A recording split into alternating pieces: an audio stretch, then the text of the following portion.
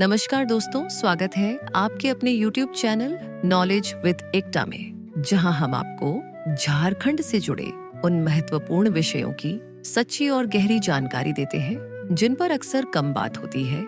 आज के इस वीडियो में हम बात करने वाले हैं CNT एक्ट और SPT एक्ट के बारे में, जिन्होंने झारखंड की जमीन, समाज और आदिवासी अधिकारों की रक्षा में ऐतिहासिक भूमिका निभाई है। लेकिन कई बार ये कानून सिर्फ किताबों तक सीमित रह जाते हैं और हम इनके असली महत्व को समझ ही नहीं पाते। तो चलिए बेहद सरल भाषा में समझते हैं इन दोनों कानूनों का इतिहास क्या है, इन्हें क्यों बनाया गया और समय समय पर इनमें क्या बड़े बदलाव हुए हैं जो सीधे तौर पर झारखंड की पहचान और अधिकारों को प्रभावित करते हैं। झारखंड की धरती पर जमीन सिर्फ मिट्टी नहीं होती, ये पहचान होती है, परंपरा होती है और पीढ़ियों से चली आ रही एक सुरक्षा ढाल। इसी सुरक्षा को बचाने के लिए दो बड़े कानून बने, छोटा नागपुर टेनेंसी एक्ट यानी CNT एक्ट और संथाल परगना टेनेंसी एक्ट यानी SPT एक्ट। लेकिन समय बदला, परिस्थितियां बदली और इन दोनों कानूनों में बदलाव की चर्चा भी शुरू हुई। CNT एक्ट जो 1908 में बना था, उसका मूल उद्देश्य था आदिवासी जमीन को गैर आदिवासियों के हाथों में जाने से रोकना। लेकिन बढ़ती आबादी, विकास की जरूरतें और सरकारी योजनाओं ने इन नियमों में कई संशोधनों की राह खोल दी।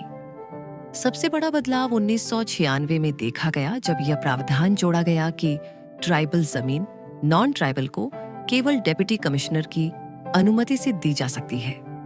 यही धारा आज सबसे ज्यादा उपयोग में आती है।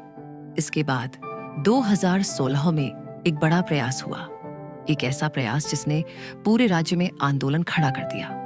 सरकार का कहना था कि जमीन का उपयोग सरकारी व विकास कार्यों के लिए, कमर्शियल पर्पस के लिए कर सकती है।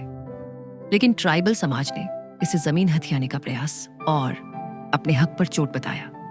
गांवों में, सड़कों पर, आंदोलनों में हर जगह यही आवाज उठी कि जमीन हमारी है, फैसला भी हमारा होना चाहिए। आखिरकार यह अमेंडमेंट वापस ले लिया गया और CNT एक्ट अपनी मूल भावना के साथ कायम रहा। धारा 46 और 49। सेक्शन 46 ट्राइबल से नॉन ट्राइबल को भूमि स्थानांतरण प्रतिबंधित है। सेक्शन 49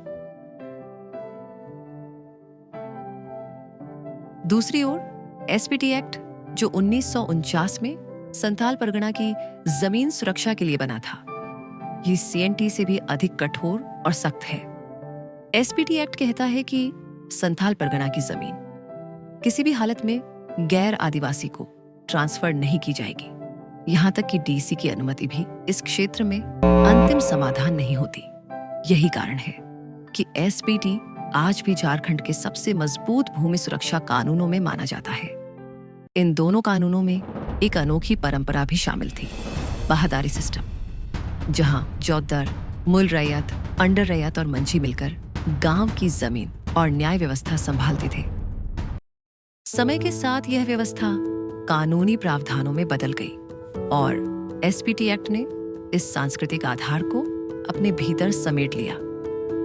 लेकिन बदलाव सिर्फ कानूनों में नहीं, सोच में भी हुए। आज विकास चाहिए, सड़कें चाहिए, स्कूल चाहिए, पर अधिकार भी उतने ही जरूरी है। इसीलिए CNT और SPT में संशोधन का हर प्रयास जनता की नजर में आता है, बहस बनता है और निर्णय को नया मोड़ देता है। झारखंड की जमीन का इतिहास बताता है कि कानून बदल सकते हैं, नियम बदले जा सकते हैं, पर जमीन से जुड़े अधिकार और भावनाएं हमेशा समाज के दिल में जिंदा रहती है। CNT और SPT दोनों का सफर यही कहता है कि विकास जरूरी है, लेकिन परंपरा की मर्यादा उससे भी ज्यादा महत्वपूर्ण है। दोस्तों, अगर आपको यह वीडियो जानकारीपूर्ण लगा हो तो लाइक, शेयर और अपने चैनल नॉलेज विद एकता को सब्सक्राइब जरूर करें। मिलते हैं अगले वीडियो में झारखंड से जुड़े एक और पावरफुल टॉपिक के साथ।